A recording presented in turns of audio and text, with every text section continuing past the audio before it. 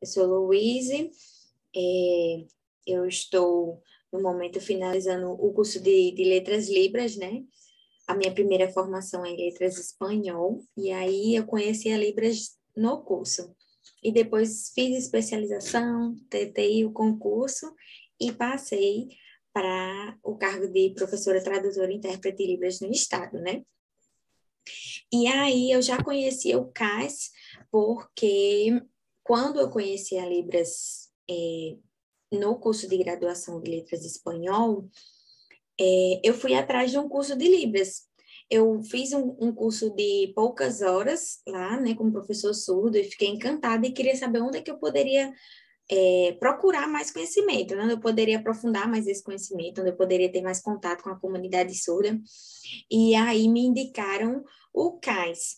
E eu fui tentar lá uma vaga, porque é muito concorrido.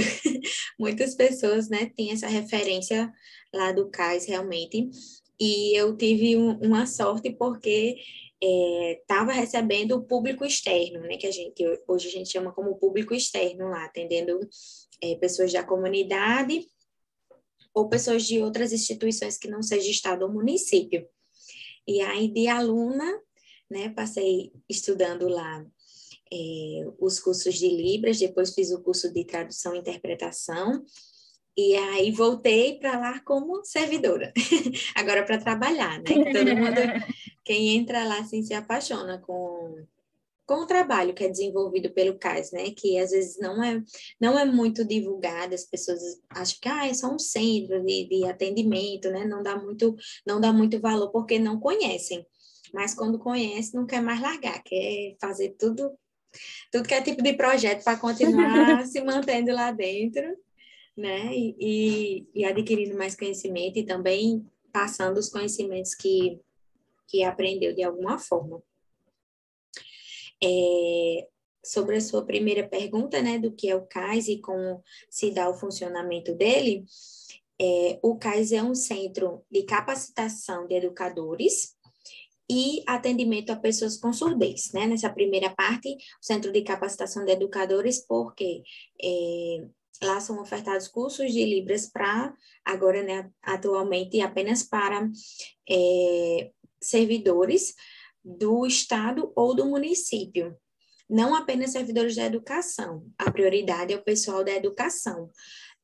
Mas outros servidores também da área da saúde, da assistência social, que venha nos procurar, a gente também absorve esse público, porque a gente sabe que os surdos eles podem estar procurando qualquer esfera, né, para necessitar de um auxílio, não só na área educacional, mas né, no atendimento de saúde, no atendimento psicológico, no atendimento social, às vezes fazer algum tipo de cadastro, alguma coisa. Então, é bem importante ter essa difusão, né? E aí, a segunda frente, né, que compõe o nome, é o atendimento a pessoas com surdez, que é justamente o carro-chefe, vamos dizer assim, que é o atendimento educacional especializado, que é onde os alunos vêm da rede pública, são atendidos alunos da rede pública, não recebemos alunos da rede privada. E eles, né, precisam ter essa matrícula na escola regular para estar recebendo esse atendimento lá no CAIS. Então, eles vão desde criança até jovens, adolescentes de ensino médio. As faixas etárias é bem variada. Outros 3 núcleos, né, que a gente fala que fazem parte do CAIS é o núcleo da família, né, tem o núcleo de formação, que é esse que compõe o nome, o núcleo do AEE, que é esse que é o carro-chefe do atendimento com as crianças surdas, né, crianças, adolescentes, jovens, e o núcleo da família, né, que é a terceira frente, que é esse tratamento com a família, de estar oferecendo um suporte, uma informação, que às vezes os pais chegam sem saber muito bem, né, como se comunicar com o filho, ou como vai ser esse atendimento, ou procurando realmente um auxílio, uma ajuda, ou até mesmo algum tipo de formação que possa auxiliar ele naquele dia a dia. E aí o CAIS tem esse olhar, né, cuidadoso também para as famílias, como uma forma de integrar também as experiências, né, de mães, pais, avós, e eles terem aquele espaço de convivência e troca de experiência. Por isso também da importância desse núcleo da família. Quais as principais contribuições do CAIS para a profissão de tradutor e intérprete de Libras? Assim, na questão da tradução e interpretação, é que lá no CAIS, a gente é imergido nessa cultura bilíngue. Não é tipo, eu vou entrar na sala de aula agora e traduzir apenas para o meu aluno surdo, como geralmente acontece na escola regular. Não. Lá a gente tem servidor surdo, a gente tem professor surdo, tem aluno surdo, então a gente está direto se comunicando na língua, né? Independente de ser intérprete ou de ser professor, de ser a pessoa da secretaria, a diretora. Então, a gente é realmente imergido nesse ambiente bilíngue. E justamente por isso que os alunos gostam tanto, porque às vezes na questão da escola regular, eles ficam mais ali excluídos, vamos colocar assim, né, do grupo de 2 ou 3 alunos e o intérprete da escola que consegue se comunicar, então ele fica meio que limitado.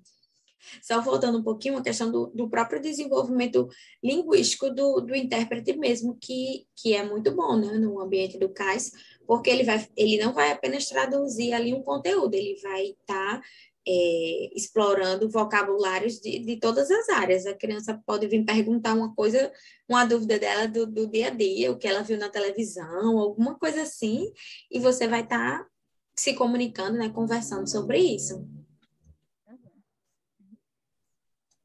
Você é a favor da escrita de sinais? Por quê? A questão da escrita de sinais é uma coisa que eu vejo assim que ainda está em estudo assim, e difusão, né? Ela acaba não sendo algo ainda muito usual, porque demanda aí uma demora para a gente conseguir fazer a escrita de forma mais prática, como é a escrita da língua portuguesa, né? As letras, né? Eu esqueci agora o nome da grafiazinha que tem, da escrita gráfica do Código da Língua Portuguesa. Mas eu vejo como uma conquista também, uma forma de registrar, né? De registrar de forma gráfica, escrita, essa sinalização, uma forma também de registro, porque antes a gente não tem essas tecnologias como tem hoje, de ter a possibilidade de estar filmando, né, de estar registrando. Mas e aí, o surdo, como é que ele vai conseguir tomar nota de repente de algum sinal que ele queira colocar, né? E aí ele vai ter que ter o domínio da língua portuguesa para poder escrever na própria língua. São questões, né, que estão. Então eu torço assim para que ela consiga se desenvolver e se aprimorar ainda mais para a gente conseguir realmente trazer uma fluidez aí nessa escrita e a gente consiga realmente utilizá-la com mais frequência. Relate uma situação relevante para o despertar da sua formação profissional. Foi justamente quando eu fiz eu primeiro paguei a disciplina de Libras, e aí eu já comecei a conhecer um pouquinho desse universo, né? Como era essa questão. E eu sempre gostei muito dessa área de línguas. E aí entrei no curso de letras espanhol, né? E quando eu tive o contato com a Libras, nossa, a ideia assim de você falar uma língua, mas não só falar a língua por falar. Essa língua também é uma marca de identidade, de luta, né, de apropriação dos espaços e tal, de uma comunidade que às vezes é excluída porque não consegue se comunicar. E aí tudo isso começou a vir à tona, a questão também do mercado de trabalho que estava em ascensão. E foi a partir dessa análise, dessa visão, né, do mercado de trabalho, do meu interesse pela língua, que eu fui migrando, vamos dizer assim, né, da área do espanhol para a área da Libras. E melhorando e buscando me capacitar e me formar mais nessa área. E foi assim.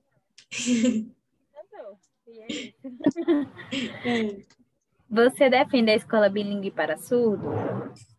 Sim, defendo a escola bilíngue.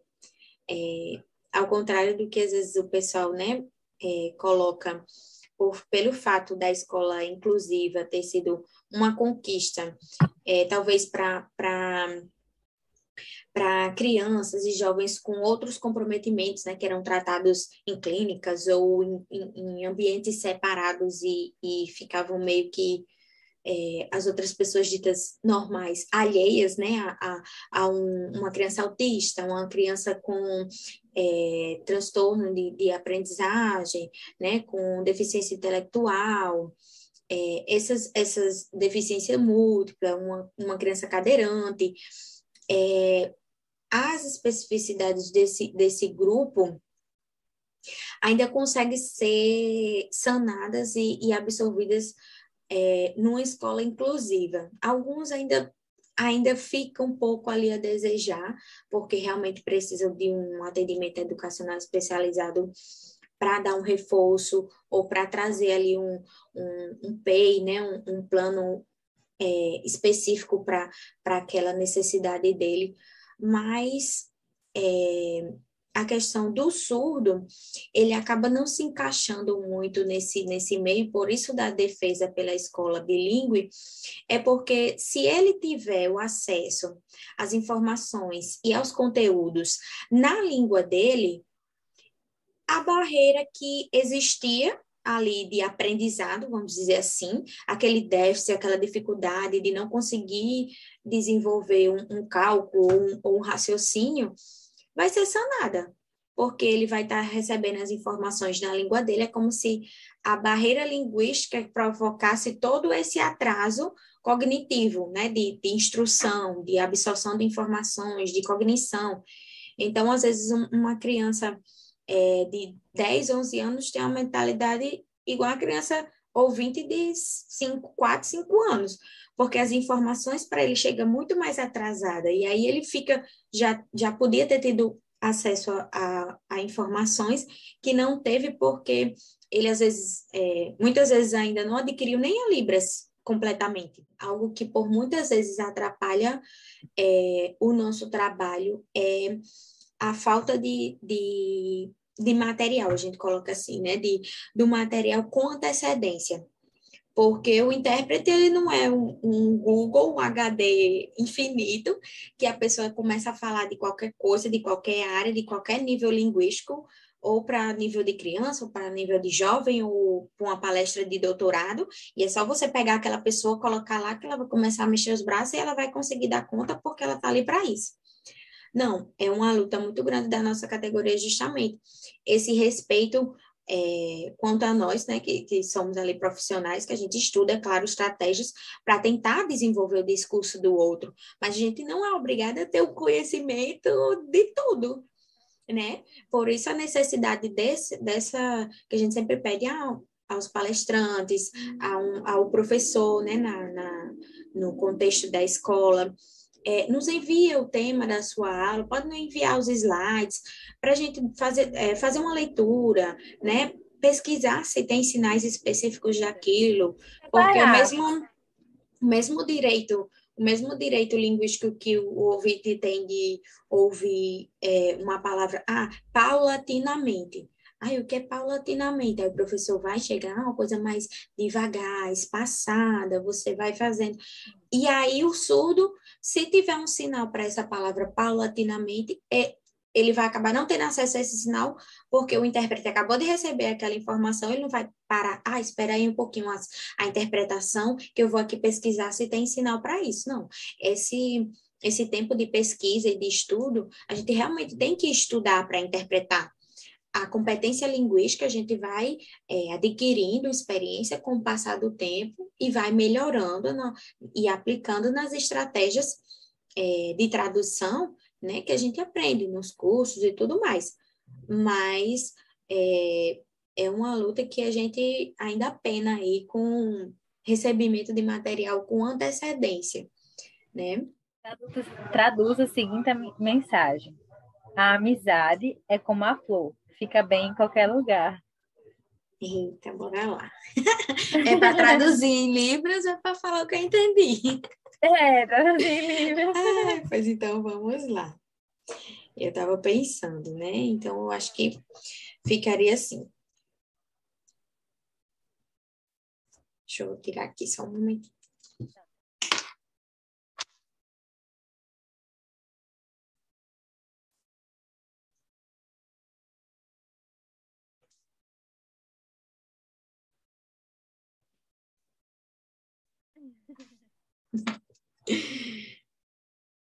Pronto. Para que você tira o chapéu na área da surdez e por quê? Para essa garra da comunidade surda realmente e lutar por abrir esse espaço. Parece que eles vão cada vez mais assim, rasgando e mostrando, ó, a gente está aqui, a gente precisa de acessibilidade comunicacional, a nossa língua é uma língua importante, vocês precisam ir absorvendo esses conhecimentos, né?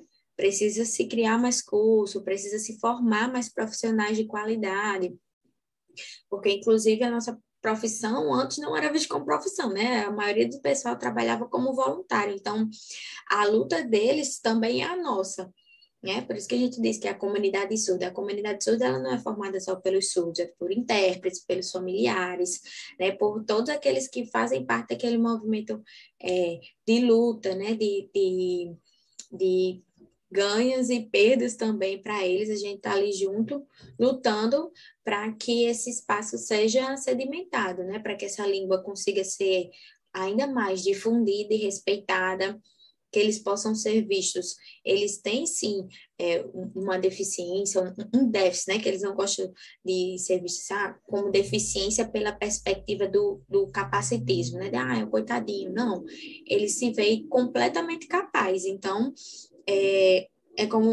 o grito deles é como se fosse assim: se vocês falarem da forma que eu compreendo, na minha língua, some toda e qualquer barreira, entendeu? A informação chega para mim, eu consigo raciocinar, eu consigo aprender, eu consigo desenvolver minha vida e uma vida profissional, vida particular e vida profissional, de igual modo da pessoa ouvinte, que tem acesso à informação, né, à qualificação, a que eles possam também estar ocupando os espaços no mercado de trabalho e tudo isso. Então, eu acho que eu tiraria o chapéu realmente para essa luta, por muitos surdos que estão aí brigando na cara a tapa, né, pela comunidade que está sempre se unindo para a gente vai lutando aí e fazendo esse trabalho de formiguinha, de conscientização diária para que Cada vez essas mais ganhando. conquistas, essa temática, né, vai ganhando ainda mais adeptos e começa a crescer e tomar proporções nacionais, vamos dizer assim, né? Realmente. A empatia com a temática, com a comunidade surda, com a Libras, venha realmente acontecer de fato e a gente possa conquistar aí um espaço sedimentado. E o que a gente pretende também com o trabalho, né, levar para o grupo é justamente esse também, né, o trabalho de formiguinha, como você mencionou, que a gente consiga cativar pessoas, né, para combater cada vez mais os achismos, né, as coisas, saber de fato como é que funciona, como é que é e avançar cada vez mais. E assim, é importantíssimo, né, no contexto do curso de vocês de pedagogia, porque é onde recebe essa criança na primeira infância. Então, é onde ele começa a ter o seu desenvolvimento e percepção do mundo. Então, se aquela professora, né, que é polivalente, que recebe ali esse aluno, que já tem essa visão, esse cuidado, então ela já vai pensar em estratégias de como atender esse aluno, como encaminhá-lo, para onde procurar, né, onde ela pode buscar alguma metodologia, né, alguma forma de estar ali motivando esse aluno, porque por muitas vezes as famílias acabam se detendo numa busca mais voltada para a área clínica, médica, do que para esse desenvolvimento antropológico social, vamos dizer assim, né? Dele quanto ser humano, do desenvolvimento cognitivo. Aí pensa, é criança, aí vai deixando, quando vê a criança já está com 7 anos, já deveria estar alfabetizada, já deveria estar começando a expor suas opiniões e não consegue, porque ela nem tem uma língua, nem o português, nem a Libras, e ela acaba continuando infantilizada e mais susceptível a acontecer outros tipos de problemas e questões, né, de coisas que ela não vai conseguir expressar, nem colocar, até de violências, e vai crescendo e ficando uma vida conturbada, descontrolada, né? Tudo porque não, naquela primeira infância não se conseguiu, tanto a família quanto a questão da educação formal, estimular, né, e desenvolver os pontos certos, vamos dizer assim, para que ela futuramente escolha, eu quero alisar, eu quero ter um implante, eu quero continuar com a Libras, ou eu prefiro me comunicar oralizando e escrevendo. Isso futuramente ele vai, né? Ele vai escolher, ele vai saber o melhor, o que é que ele se sente mais confortável. Mas que a gente possa oferecer, né? Ofertar as opções para que ele tenha um bom desenvolvimento, desde cedo. É importantíssimo. O CAIS está de portas abertas, caso vocês queiram visitar. A partir da próxima semana, a gente está iniciando, né, essa semana agora, foi a semana pedagógica. A próxima a gente já inicia com os atendimentos e tal. Vocês querendo ir visitar, fiquem à vontade. Muito obrigada a Muito você também. obrigada, Luiz.